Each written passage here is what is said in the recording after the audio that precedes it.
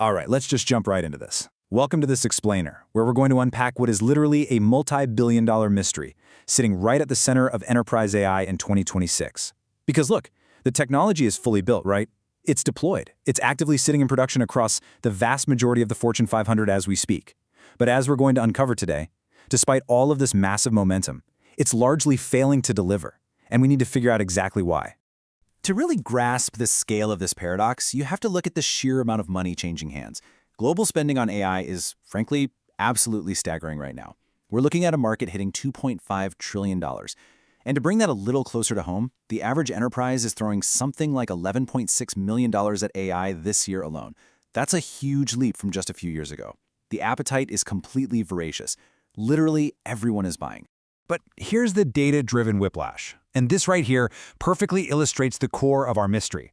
According to a really widely cited MIT study, roughly 95% of enterprise generative AI pilots delivered absolutely zero measurable profit and loss impact within their first 6 months. Zero. 95%.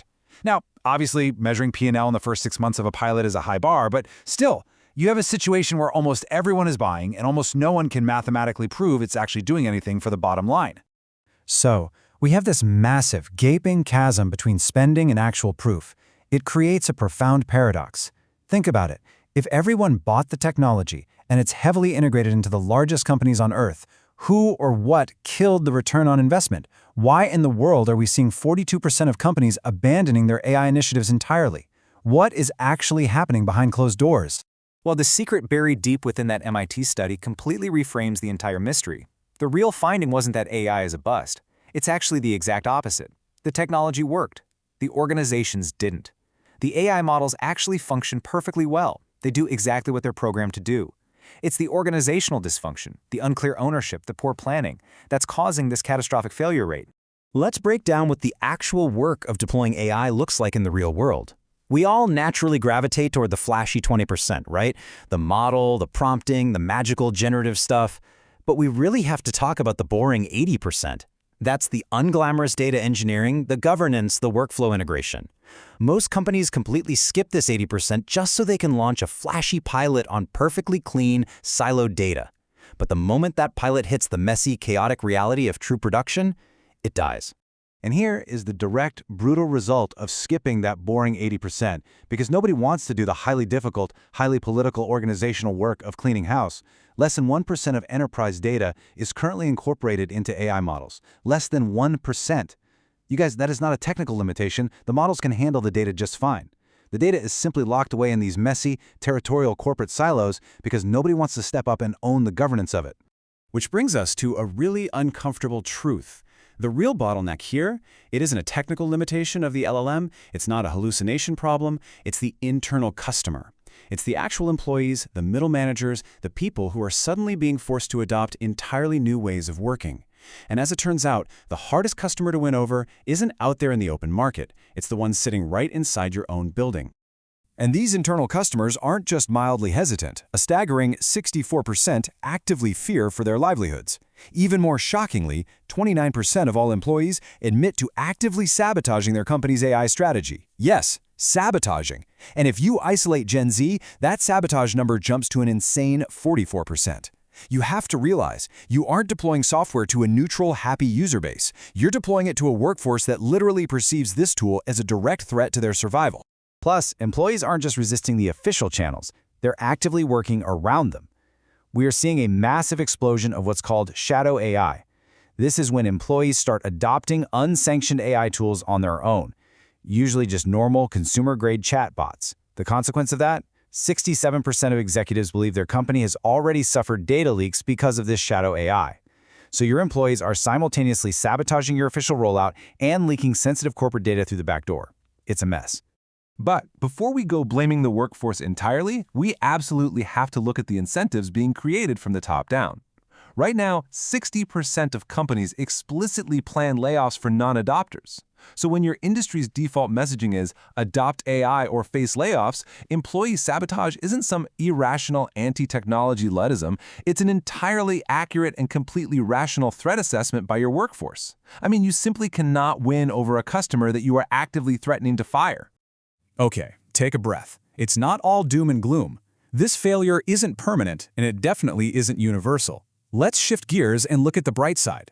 There are organizations getting this right today. We're going to explore the 5% of organizations that are actually breaking through the resistance, overcoming that 80% hurdle, and seeing real, measurable financial returns from their AI.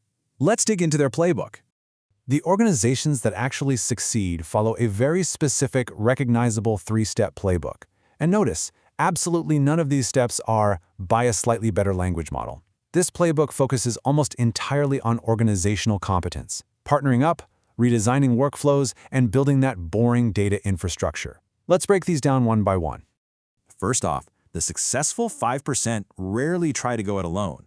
They partner with an AI Sherpa, someone who bridges the gap between deep technical AI knowledge and the really messy institutional reality of the company.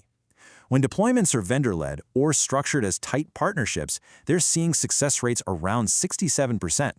Compare that to a pretty dismal 22% when an internal IT team tries to lone wolf the entire build. But just having an outside guide isn't a magic fix. What's absolutely critical here is that they completely redesign the workflow before they ever choose the AI tool.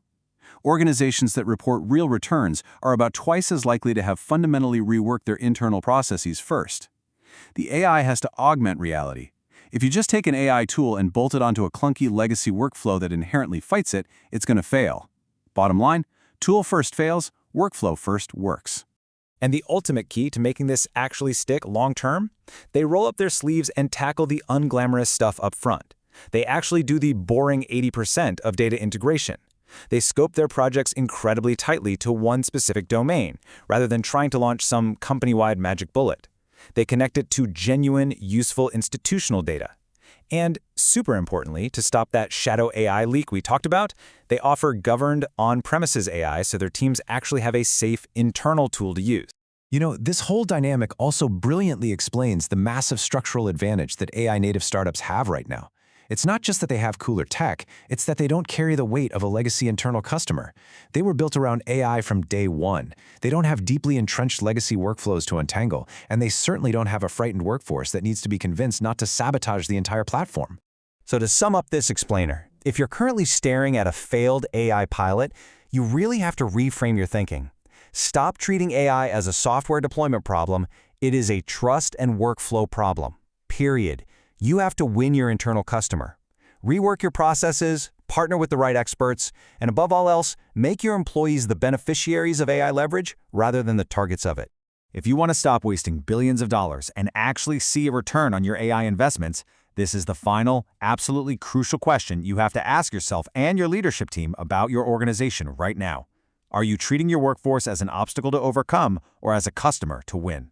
Figure that out, get the answer right, and honestly, the technology will finally do the rest. Thanks so much for joining me on this explainer, and I will catch you on the next one.